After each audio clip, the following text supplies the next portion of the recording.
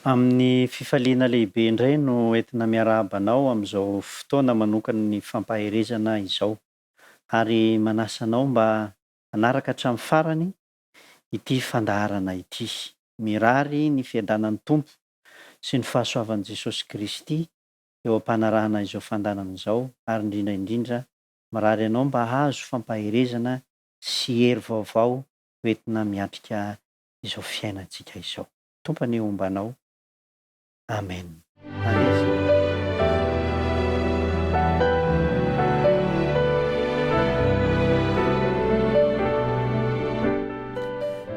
Rainay izay any an-danitra, misaotra anao zahay mbola tratry ty andro an'io ty indray, ary tratry izao fotoana izao izay ahafahanay mandinika mianatra ny teninao, ahafahanay koa mifampahery ary mifananatra amin'ny alalan'ny teninao, koa mamela ny heloka sy ny fahadisoanay rehetra, ary aoka ny fanahinao masina no hitari-dalana anay hatrany amin'izany fianarana sy fandinihana ny teninao izany.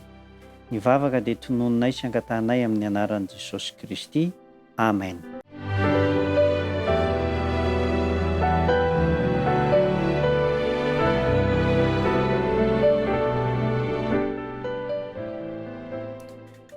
Dia manamafy hatrany moa izany ny fiarahabana antsika izay manaraka ity fandaharana ity, ary mirary ny fiadanan'ny Tompo ho antsika rehetra. Ny lohateny izany androany, lohateny kely dia nataoko hoe atokano ho azy ny fiainanao, atokano ho azy ny fiainanao.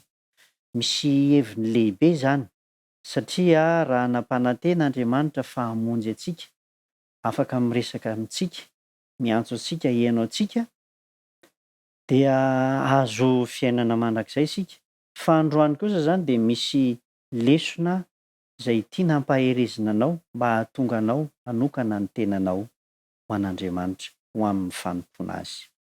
Andeha tsika hanokatra ny baibolintsika izay hitantsika ao amin'ny Hebreo. Hebreo toko 12 ka ny andininy 14. Hebreo toko 12 ka ny andininy 14. Hebreo toko 12 ka ny andininy 14. Zao ny vaky ny teny amin'ny anaran'i Jesosy Kristy.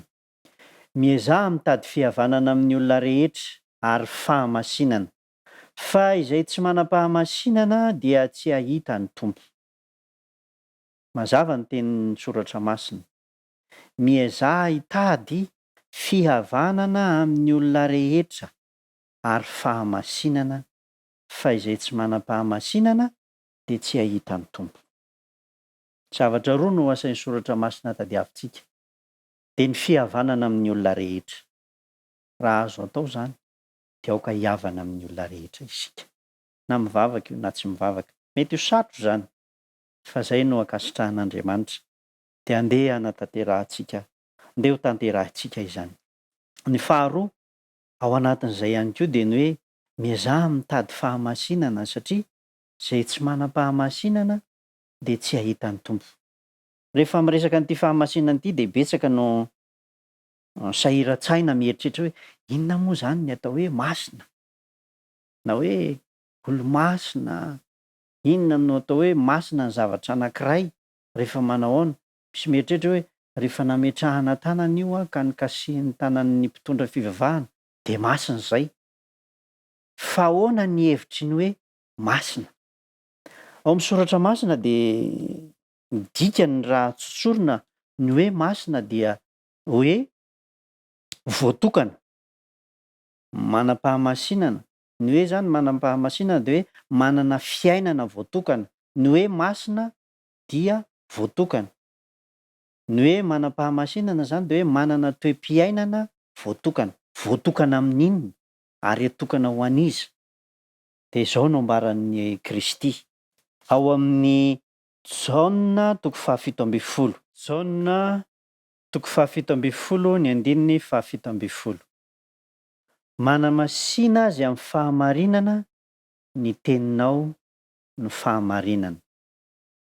Dikany hoe zany hoe masina dia atoka ny tenin'Andriamanitra, atokana mba ho an'Andriamanitra araka ny teniny. Amin'ny dika teny dimy izy io de mazavazava kokoa ary tena mazava tsara aza raha ny tena izy. Jaona ao amin'ny Joany toko 17 ny andininy 17 dika teny dimy. De zao no ambaran'ny Jesosy Kristy: atokany ho anao araka ny hafatra marim-pototra ireo, ny teninao no hafatra marim-pototra. Lay teny teo zany, le hoe mana-masina azy amin'ny teninao, dia rehefa atao dika teny dimy de hoy izy hoe atokany ho anao ireo araka ny hafatra marim-pototra. Zany hoe ny tenin'Andriamanitra zany no hafatra marim-pototra zay anokanana antsika. Zany hoe ny fiainantsika zany de atokana ho an'Andriamanitra. Ny dikany hoe zany mitady fahamasinana dia manokana ny tenantsika ho an'Andriamanitra arak'izay ambaran'ny teniny. Manokana ny tenantsika, ny toe-piainantsika ho an'Andriamanitra araka ny teniny. Ary lazainy mazava tsara fa ny tenin'Andriamanitra no hafatra marim-pototra, azo antoka, azo ifaharana tsara. Hoy izy hoe atokany ho anao araka ny hafatra marim-pototra ireo, ny teninao no hafatra marim-pototra. Amin'ny dika teny protestanta izy de hoy izy hoe mana-masina azy amin'ny teninao satria ny teninao ny fahamarinana, hafatra marim-pototra, fahamarinana, ny tenin'ny Kristy zay no anokanana. Ny dikan'le hoe zany hoe miezaha mitady fahamasinana de ny hoe atokany ny tenanao hifanaraka amin'ny tenin'Andriamanitra, fa tsy hoe misy zavatra mipoitra dia masina ianao. Ohatra hoe nametrahan-tanan'Andriamandeha ianao dia masina mandritry ny androm-piainana. Zavatra atao zany de hoe atokana ho an'Andriamanitra, atolotra ho an'Andriamanitra. Misy fotoana anaovana an'izay, hoe ny olona anankiray na ny zaza anankiray na ny asa fanompoana anankiray anokanana, dikan'izay dia hamasinina, dikan'izay de hoe atokana ho an'Andriamanitra manomboka hatramin'ny fotoana io. Ary izay fanokanana izay dia hifanaraka amin'ny teny, de ny teny marim-pototra tsy inona zany fa ny tenin'Andriamanitra. Ry havana malala, ny hoe zany fahamasinana resahana eto dia betsaka no ilazan'ny baiboly azy, zay tena lehibe sy makadiry indrindra eo amin'ny fanompoana an'Andriamanitra.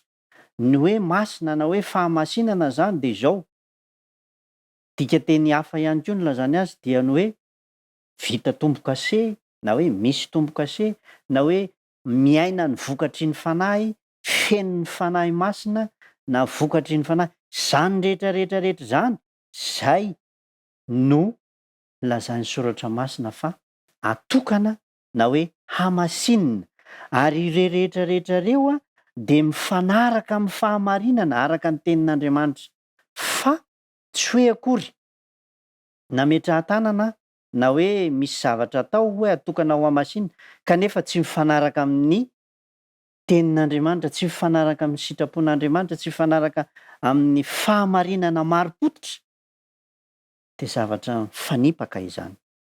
Fa rehefa ny zavatra anankiray no natokana hanaraka ny fahamarinana marim-pototra de ny tenin'ny Kristy zany amin'izay fotoana izay dia masina izy, ary isika dia antsoina ho amin'izany, hanana izany toe-piainana izany.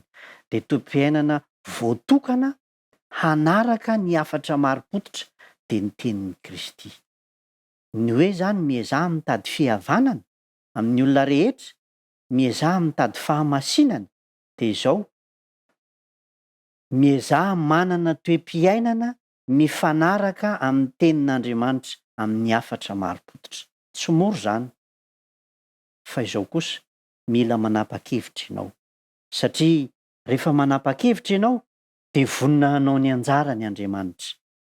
Zao zany ny fizarana telo. Fizarana voalohany zany amin'ity fanokana tena ity de izao: mila fantatrao aloha ny teny marim-pototra ny afatra maro-potitra de ny tenin'ny Kristy zany. Zay ny mahatonga ny Kristy zay efa nijerentsika tamin'ny andro lasa hoe dinionareo ny soratra masina satria ao aminy no anananareo fiainana mandrakizay ary reny ny manambara. Ilayntsika ny mahafantatra le tena maro-potitra hoe inona marina moa zany ny tena fahamarinana maro-potitra zay tondran'Andriamanitra ny famonjena. Rehefa fantatrao kosa zany de ilainao ny manapa-kevitra fa hanaraka an'izany ianao. Tsy ho vitan'ny tenanao samirery marina izany, tsy ho vitan'ny ezaka maha-olombelona izany, ary tsy vitan'ny hery ny maha-olombelona izany. Fa amin'izay fotoan'izay kosa amin'ny tapany fahatelo dia miditra an-tsehatr'Andriamanitra.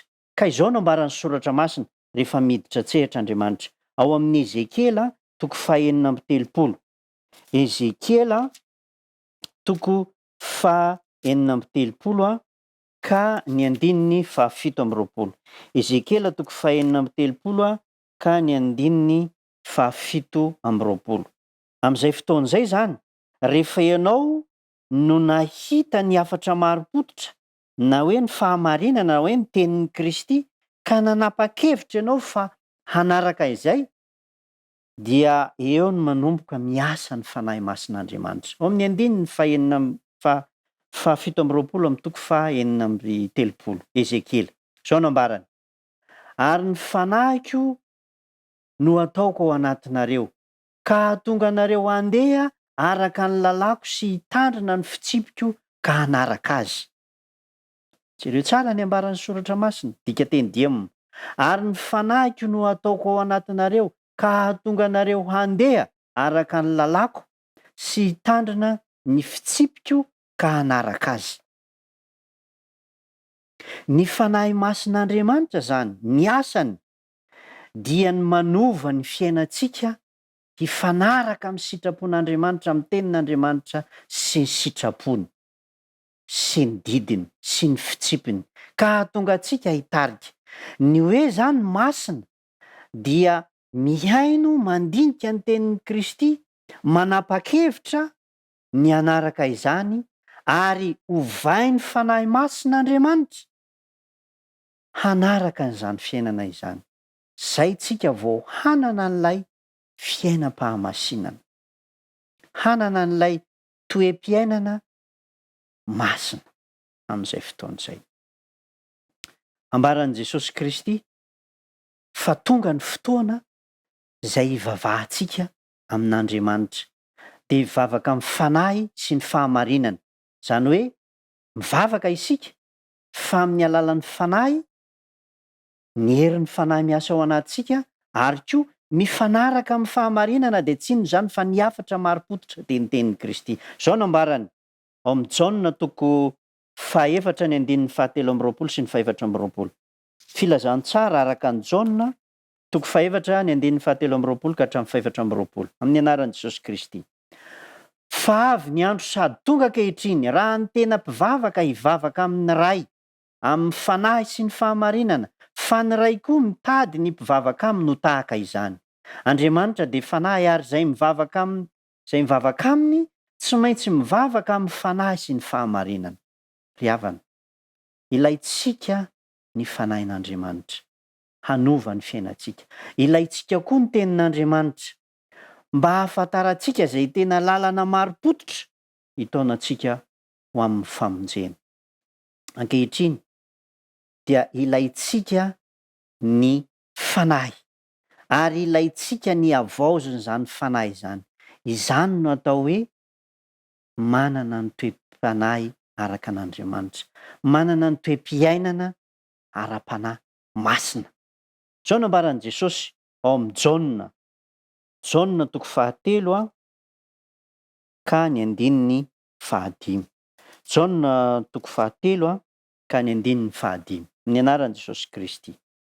Jesosy namaly hoe lazaiko aminareo marina de marina tokoa, raha misy olona tsy ateraky ny rano sy ny fanahy de tsy mahazo miditra amin'ny fanjakan'Andriamanitra izy. Mazava ny ambaran'ny soratra masina ry havana.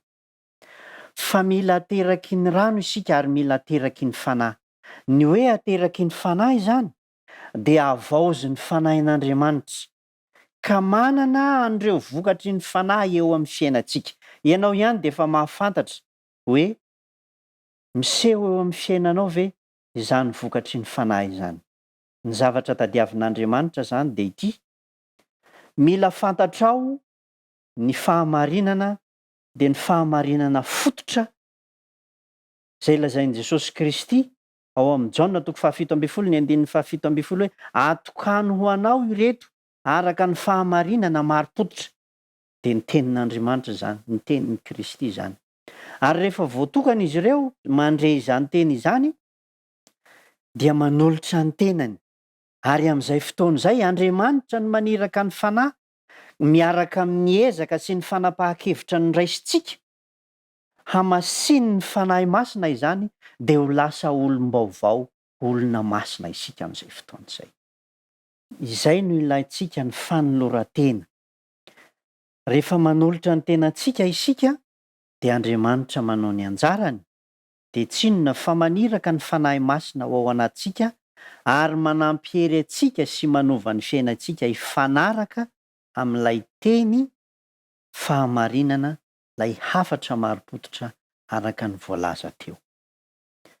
Eto am-pamaranana de tiako ny antso anao ary indrindra handray fanapahan-kevitra araka ny voasoratra ao amin'ny Romanina 12 ny andininy 1 sy 2. Romanina 12 ka ny andininy 1 sy 2. Zao no antson'Andriamanitra: koa amin'izany mangataka aminareo aho rahalahy, noho ny famindrampon'Andriamanitra mba hatolotrareo ny tenanareo fanatitra velona, masina sitrak'Andriamanitra de fanimpom-panahy mety ataonareo zany. Ary aza manaraka ny fanaon'izao tontolo izao, fa miova ho amin'ny fanavaozana ny saina, hamantaranareo ny sitrapon'Andriamanitra de izay tsara sady ankasitrahana no marina. Ilaintsika ny mamantatra ny marina, ilaintsika ny miezaka ny manolo tena manokana ny fiainantsika hifanaraka amin'izany fahamarinana izany, ary indrindra ilaintsika ny fanahin'Andriamanitra mba hahatonga antsika hanova ny fiainantsika. Izy rahateo efa nampanantena araka ny voalaza tamin'ny Ezekila teo fa haniraka ny fanahy no ataony ao anatintsika, ka dia izany fanahy izany no hanova ny fiainantsika, hanova ny fontsika olom-baovao, hanaraka ny didiny sy hitandrina ny fitsipiny, ka dia hanampiainam-pahamasinana isika. Ny azontsika atao zany mba hananantsika fiainam-pahamasinana, ary tsy tokony ho kivy amin'izany tsika, satria na de miezaka aza de misy fotoana zay mahalatsaka ao anatin'ny tsy fahatanterahana. Miantso antsika ny Tompo fa aoka isika hanolotra ny tenantsika, fanatitra velona, sitrak'Andriamanitra, de fanompoana ataontsika izany mba hahatonga antsika hanana ny toe-piainana masina, satria izay tsy manam-pahamasinana de tsy hahita ny Tompo.